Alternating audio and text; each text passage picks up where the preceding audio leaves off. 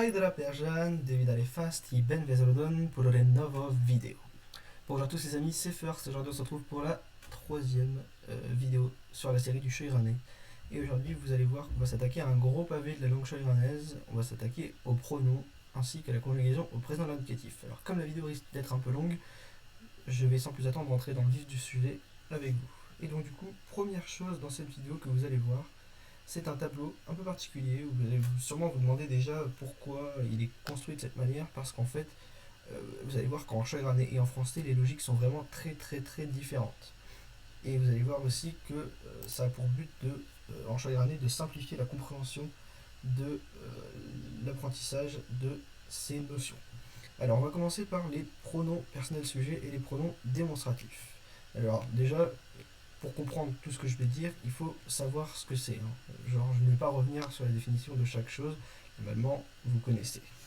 Alors, première chose, pourquoi les pronoms personnels sujets et démonstratifs en chant iranais sont dans la même case? Et bien tout simplement parce qu'en fait, ils se disent de la même manière. C'est ça qui va simplifier un grand nombre de traductions en chant iranais. Il faudra juste faire attention à leur place dans la phrase pour savoir qui est sujet, qui est complément. Enfin voilà, il faut savoir un peu qui fait l'action et qui subit l'action.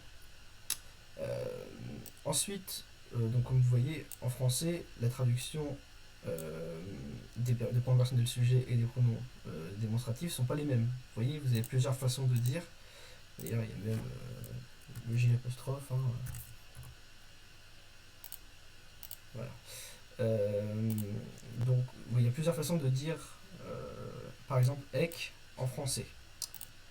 Donc, voilà, faire attention à ça. Et aussi, petit point là à droite, un peu particulier, que beaucoup, je pense, vont apprécier en termes de simplicité, c'est les pronoms réfléchis, ceux qu'on utilise pour conjuguer les verbes avec la petite particule se devant. Genre, par exemple, s'appeler, se réveiller, etc. Pour ceux qui avaient déjà vu dans les vidéos précédentes, ils commencent tous par cette petite particule qu'on a tendance du coup à traduire par ce en français, et en fait elle a un milliard de traductions qui sont toutes là à droite, qui sont toutes là ici là. En fait, à partir du moment où vous conjuguerez un verbe euh, avec un pronom réfléchi, quoi qu'il arrive, le pronom réfléchi c'est dze à chaque fois. Donc c'est-à-dire que ça, c'est la traduction du pronom réfléchi. Que le verbe soit à l'infinitif ou qu'il soit conjugué, peu importe la personne et peu importe le temps. Parce qu'aujourd'hui, on va avoir le présent, mais bon, après, il y aura d'autres temps qui seront ajoutés. Alors, on continue. Ici, je vous fais une petite remarque. Ça concerne pas forcément les Français si les Français ne parlent pas espagnol, mais pour moi, c'est important parce qu'étant donné que je fais des études d'espagnol, je tiens à marquer la différence. Ici, les PPS qui sont là sont obligatoires. Ce pas des pronoms toniques qu'on utilise pour faire une emphase, comme en espagnol. Vraiment, comme en français, vous devez utiliser tous les pronoms ici. C'est pas facultatif, c'est obligatoire. Alors, maintenant, on va passer à la conjugaison avec quelques bases sur les verbes en chant iranais. Quelque chose d'encore très simple que vous allez sans doute apprécier, c'est qu'un verbe en chant iranais se termine toujours par ro. Il n'y a pas d'exception du tout, hein. Même être et avoir, faire, aller, vous voyez, tous ces verbes un peu qui ont un peu des irrégularités dans toutes les langues, en chant iranais, en fait, ils sont vraiment, en tout cas à l'infinitif, parfaitement réguliers et ils finissent tous en ro. Alors, maintenant, on va passer du coup à la conjugaison d'un verbe type au présent de l'indicatif. Vous voyez, on n'oublie pas de mettre toutes les personnes qui sont ici. D'ailleurs, je reviendrai dessus peut-être dans une autre vidéo, ou alors peut-être, ouais, je vais pouvoir passer peut-être 30 secondes à vous expliquer rapidement pourquoi il y a un A entre parenthèses. Mais bon, normalement, j'ai déjà expliqué dans d'autres vidéos et je reviendrai dessus plusieurs fois. En fait, il y a un A, enfin, il y a une façon de dire je, tu, nous et vous, masculin et féminin. C'est-à-dire que si vous employez ek, si vous êtes un garçon, si vous employez eka, si vous êtes une fille, et si vous vous adressez à quelqu'un en employant eri, c'est que vous vous adressez à un garçon, si vous vous adressez à quelqu'un en sachant que c'est une fille, vous vous adressez en disant eria. D'ailleurs, le masculin l'emporte, donc s'il y a des garçons et des filles, vous utiliserez ekn, s'il n'y a que des filles, vous utilisez ekan, et pareil pour erin, s'il y a des filles et des garçons, et s'il n'y a que des filles, vous utilisez erian. comme dans toutes les langues en fait. Enfin, comme en espagnol, ça existe, mais là maintenant vous avez tout. Ça nous vient du japonais. Voilà les terminaisons du présent pour les verbes réguliers, c'est-à-dire la plupart des verbes, tous les verbes sauf être, vous allez voir après. Donc du coup, voilà, vous enlevez la terminaison ro du verbe et vous calquez ces terminaisons. Ra, ras, re, ros, ris, ren. Voilà, donc ça c'est pour un verbe régulier. Évidemment, on va tout de suite voir l'exception qui confirme la règle, c'est-à-dire daro. Alors, daro c'est le verbe être en chayrané et je précise entre parenthèses, on le reverra dans une vidéo future, mais c'est un verbe qui fait office d'auxiliaire pour le présent progressif. Pour ceux qui ont un petit peu de notion d'espagnol ou d'anglais, vous savez de quoi je parle. Alors, bon, ne vous effrayez pas, n'ayez pas peur, c'est le seul verbe irrégulier au présent. D'ailleurs, c'est même le seul verbe qui a des irrégularités au pluriel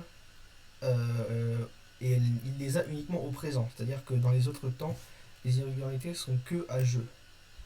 Là, il y a aussi des irrégularités à nous, vous et il. Mais la conjugaison de tu et il reste totalement voilà, régulière. Donc voilà, c'est un peu particulier, mais il faut retenir da, c'est la forme irrégulière de être au présent à la première personne, et ici c'est des B et non des R. Voilà. Parce que pour ceux qui se demandent, ça vient de la création originelle du verbe. À la base, il y avait vraiment plus de complications, donc du coup, je les ai pas remodifiés depuis. Mais bon, ça reste quand même facilement retenable, je pense. Alors, du coup, ici, j'ai une petite remarque sur les utilisations impersonnelles de Darrow. Quand vous utilisez le pronom débit, qui veut dire on. Voilà, c'est celui-ci.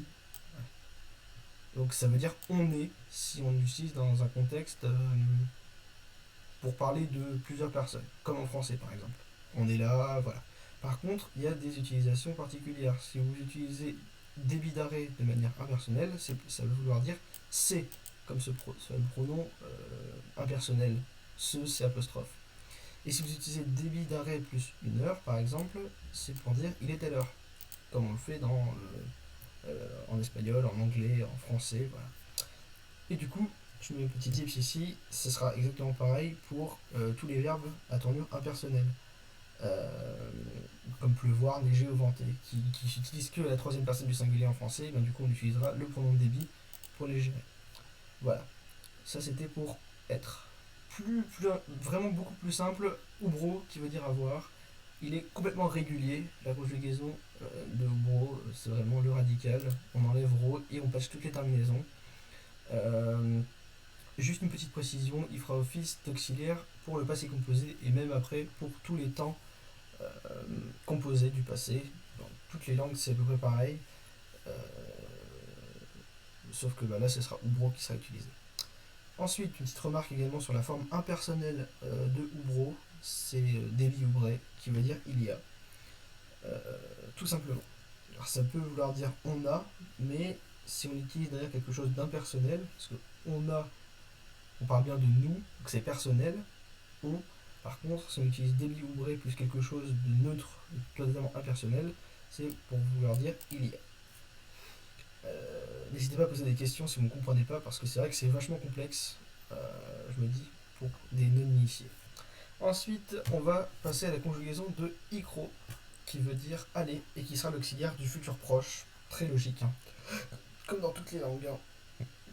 Donc en espagnol, en anglais, ça fonctionne comme ça. Alors du coup, pareil, ikro totalement régulier, avec une terminaison ra, ras, re, ros, ris, ren, pardon, sur le radical. Donc on enlève les terminaisons. Et enfin, on va finir la vidéo. Ça va, j'ai été assez rapide. Sur une particularité, alors là, il va falloir que vous soyez assez attentif. Alors, là, je vais parler de la conjugaison de jamro et de dzejamro, qui sont les verbes appeler et s'appeler, comme vous pouvez voir, donc au présent de l'indicatif. On a toujours nos fameux pronoms personnels sujets qui sont ici, et voilà la conjugaison d'un verbe, ça reste jamro, la conjugaison classique de appeler, j'appelle, tu appelles, etc. Donc totalement régulier. Et ici, on a la conjugaison d'un verbe avec un pronom réfléchi. Alors à l'infinitif, vous voyez ce pronom qui veut dire ce, ou ici S apostrophe, parce qu'en français c'est une voyelle, la première lettre de appeler. Donc Donc ici, le pronom ze serait traduit par se, et jamro par appeler, pour que ze jamro veuille dire s'appeler. Pourtant, on retrouve dans toutes ces cases le pronom ze avec le verbe conjugué. Parce qu'en fait, comme je l'ai dit au début de la vidéo, dans le tableau de la première ligne, enfin de la première page, vous pouvez voir ici, le pronom ze en choix iranais, c'est le pronom réfléchi. Voilà, c'est le pronom réfléchi pour toutes les personnes et même l'infinitif.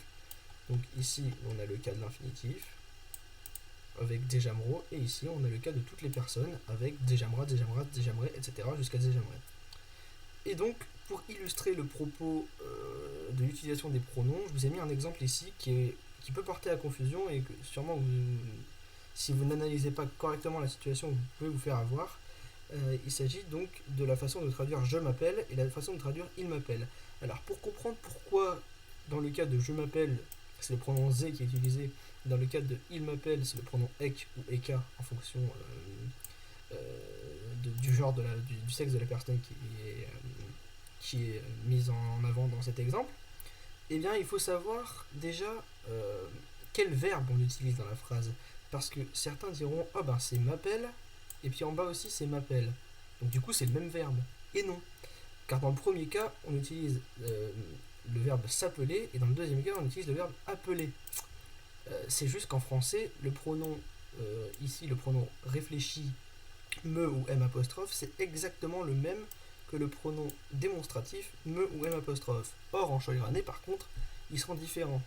Là, on a le pronom réfléchi de base, qui est toujours le même, qui traduit ici me, parce que le verbe est conjugué à la première personne, mais si c'était une autre personne, ce serait toujours ze, mais on traduirait par exemple te ou ce.